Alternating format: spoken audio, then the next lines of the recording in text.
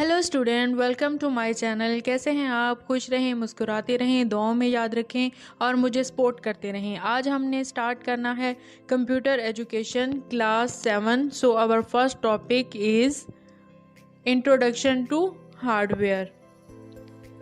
जैसा कि हम लोग क्लास 6 में ये पढ़ चुके हैं कि कंप्यूटर क्या है, इसकी डेफिनेशन हमने डिटेल में देखी, बेसिक जो है वो कंपोनेंट्स ऑफ कंप्यूटर देखे। आज हम इसका थोड़ा सा रिव्यू लेने जा रहे हैं।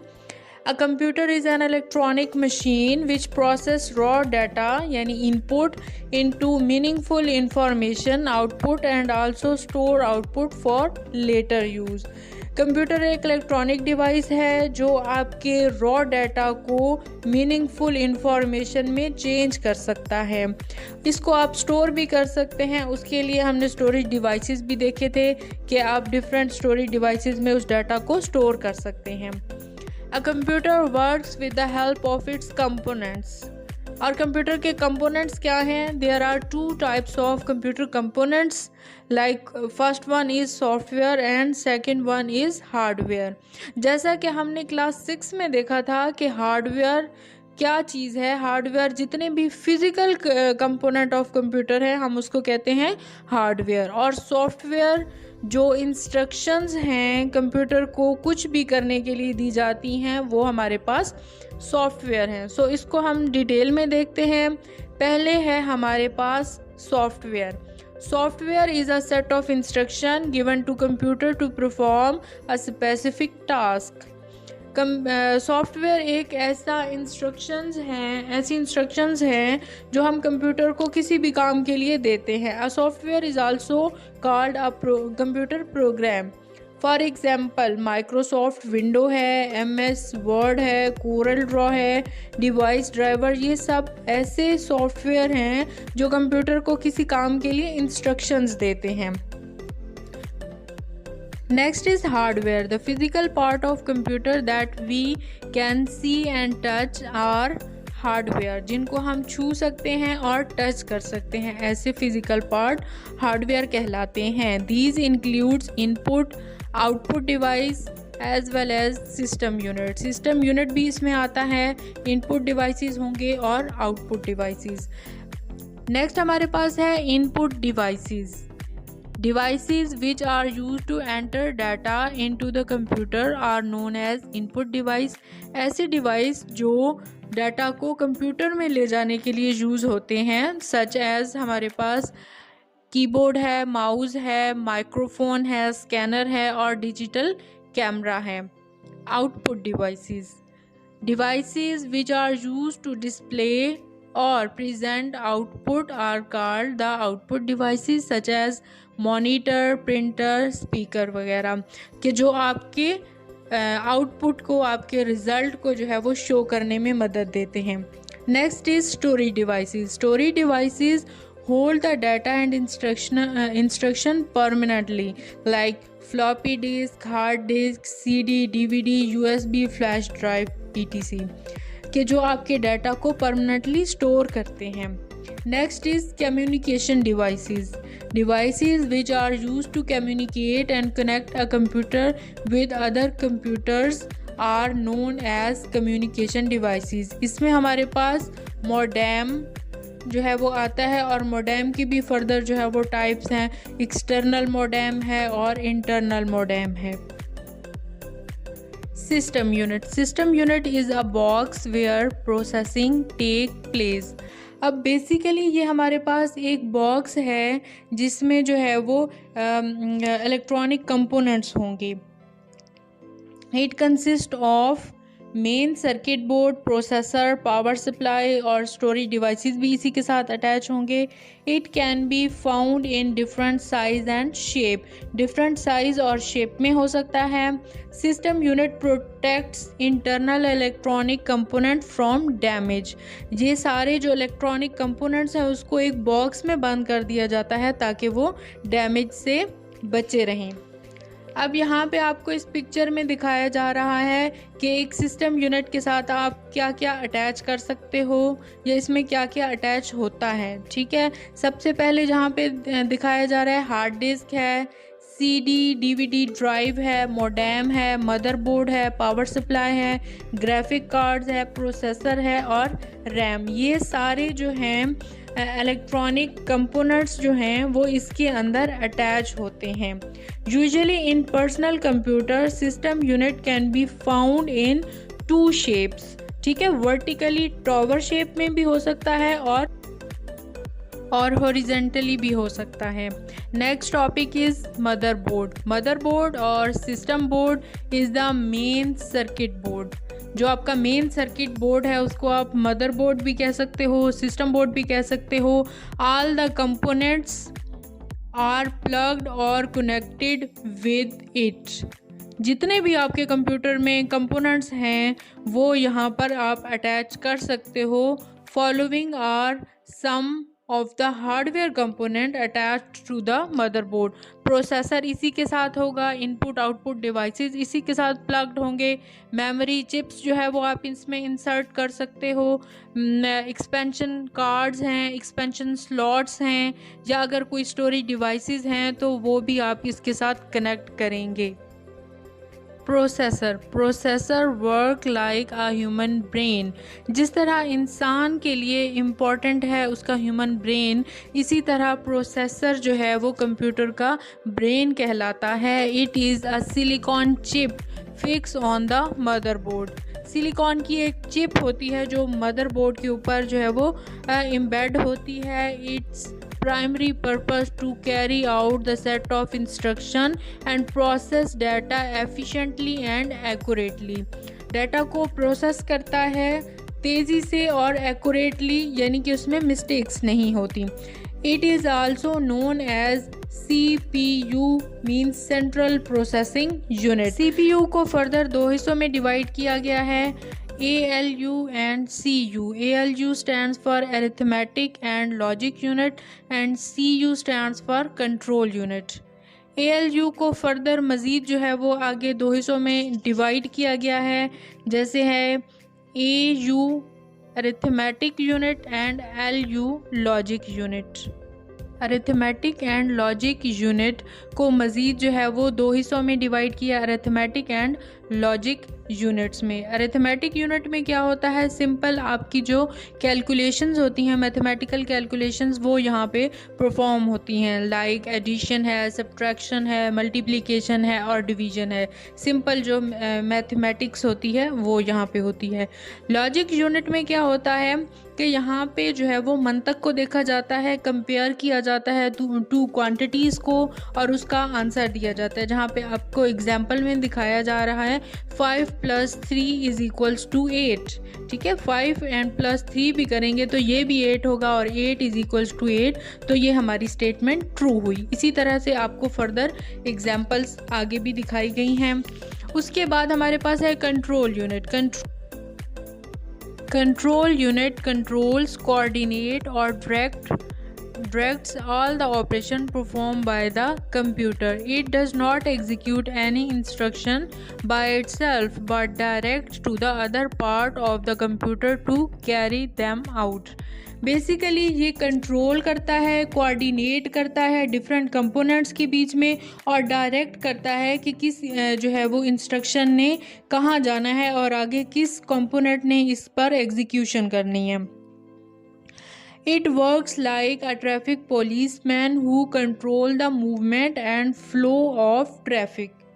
सिंपल जो है वो ट्रैफिक पुलिस की तरह करता है काम कि किसने जो है वो किस तरफ जाना है और कैसे इस फ्लो को कंट्रोल करना है। Similarly control unit maintain the sequence, ठीक है, सीक्वेंस इससे मेंटेन होता है और flow of instructions which are to be processed. Memory consist of electronic chips. ये भी इलेक्ट्रॉनिक चिप्स होती हैं, इनमें हमारा डाटा और इंस्ट्रक्शन स्टोर रहती हैं ताकि इस डाटा पर प्रोसेसिंग हो सके। It is the working space of computer. इसकी हमारे पास 2 टाइप्स हैं, एक में डाटा टेम्पररी स्टोर होगा और एक में डाटा परमानेंटली स्टोर होगा। RAM stands for random access memory और ये हमारे पास टेम्पररी मेमोरी है। ROM stands for read only memory और ये हमारे पास परमानेंट, इसमें हमारे पास परमानेंटली डाटा स्टोर्ड रहेगा। So RAM, random access memory, it is temporary storage area for data before and after it is processed. It is attached to the motherboard. RAM is volatile. For example, information is lost when the power is switched off. ठीक है, इसको हम motherboard के साथ attach करते हैं और जब आपका कंप्यूटर पावर ऑफ हो जाएगा तो इसके कंटेंट अरेज हो जाएंगे. For example, someone is typing a letter on the computer and the power goes off, the content of the letter will be erased from the RAM if it is not saved. अगर आपने उसको save नहीं किया होगा तो वो आपका सारा डाटा ख़त्म हो जाएगा. So this is figure 1.1.3b execution cycle of a single instruction कि किस तरह से एक इंस्ट्रक्शन को आप एंटर करते हैं और वो एग्जीक्यूट होती है और किस तरह से उसका रिज़ल्ट शो होता है. सबसे पहले क्या होगा कि एक यूज़र ने डिजिट एंटर किया है 3 और 4 और इसको उन्होंने ऐड करवाना है. तो क्या होगा, जैसे ही कीबोर्ड से आप एंटर करेंगे तो वो टेम्पररी स्टोर हो जाएगा रैम में. रैम में जैसे ही स्टोर होगा तो प्रोसेसर उसको रिट्रीव करेगा नंबर को और देखेगा कि इन नंबर्स पे हमने एडिशन करना है. इस पे ये ऑपरेशन करेगा और उसके बाद जो है वो अगला स्टेप होगा आउटपुट का कि आपको मॉनिटर पे शो हो जाएगा या अगर आप उसकी हार्ड कॉपी लेना चाहते हैं तो आप प्रिंट आउट भी उसका ले सकते हैं. और लेटर ऑन उसका जो है अगर आपने कॉपी सेव करके रखनी है तो उस डाटा की वो कॉपी भी सेव हो जाएगी. Next is ROM. ROM stands for read only memory or it is permanently storage area. It contains startup instruction of computer and information about its hardware device. It is fixed on the motherboard. ये भी motherboard पे ही fix होती है. It is non volatile यानी कि अगर आपका data computer of भी हो जाएगा तो आपका डाटा सेव रहेगा. Next is expansion cards. An expansion card is a small circuit board. It gives a computer the capability to control storage devices, an input device or an output device. Basic purpose of expansion card is to enhance the capability of computer. ठीक है, computer की capability को बढ़ाता है. अब further यहाँ पे हमें कुछ जो है वो इसकी एग्जांपल्स दिए हुए हैं. Sound card. साउंड कार्ड क्या करता है, allows a computer to receive sound in digital form and reproduce it through speaker. क्या आप इसमें वॉइस को भी रिकॉर्ड कर सकते हैं और फिर स्पीकर के थ्रू सुन सकते हैं. Graphic card. A graphic card enables a computer to display output image on the monitor. कि आपकी जो पिक्चर है वो मॉनिटर पे शो हो सकती है. नेटवर्क इंटरफेस कार्ड क्या करता है, A network interface card enable a computer to connect and communicate with other computers. ठीक है, अगर आपने किसी और कंप्यूटर के साथ नेटवर्क बनाना है तो आपको NIC की ज़रूरत होगी, नेटवर्क इंटरफेस कार्ड की. Modem. Modem is used to transmit digital data over the telephone wire. Usually it is used for dial-up internet connection. ठीक है, तो अगर आपको डायल-अप इंटरनेट कनेक्शन चाहिए होगा तो आप इसके थ्रू इजीली कनेक्ट कर सकते हैं. So this is the part जहाँ पे आप अपना स्पीकर, हेडफोन और माइक्रोफोन वगैरह को अटैच कर सकते हैं. जी, नेक्स्ट है ग्राफिक कार्ड जहाँ पे आप अपने मॉनिटर को अटैच कर सकते हैं. नेटवर्क इंटरफेस कार्ड आपने अगर लगाना है तो यहाँ से आप जो है वो इसको नेटवर्क केबल के साथ अटैच करेंगे. और लास्ट वन है हमारे पास मॉडेम. मॉडेम का ये कार्ड है, यहाँ पे आप जो है वो टेलीफोन केबल को अटैच कर सकते हैं. Expansion slot. An expansion slot is a long narrow socket on the motherboard into which different expansion cards can be plugged in.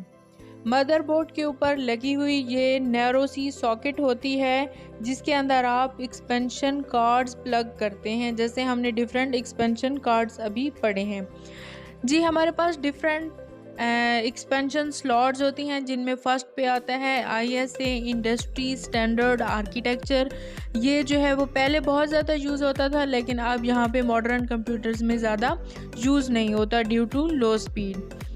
Next है हमारे पास PCI peripheral component interconnect. It is faster in speed than ISA slot. It is used for sound card, graphic card, network card and modems. Next is AGP, accelerated graphic port. It is high speed slot used only for 3D graphic cards. Let's move to cutting edge technologies. जितनी भी advance level की computer technologies हैं उनको हम cutting edge technologies कहते हैं। So first of all हमारे पास है बारकोड रीडर।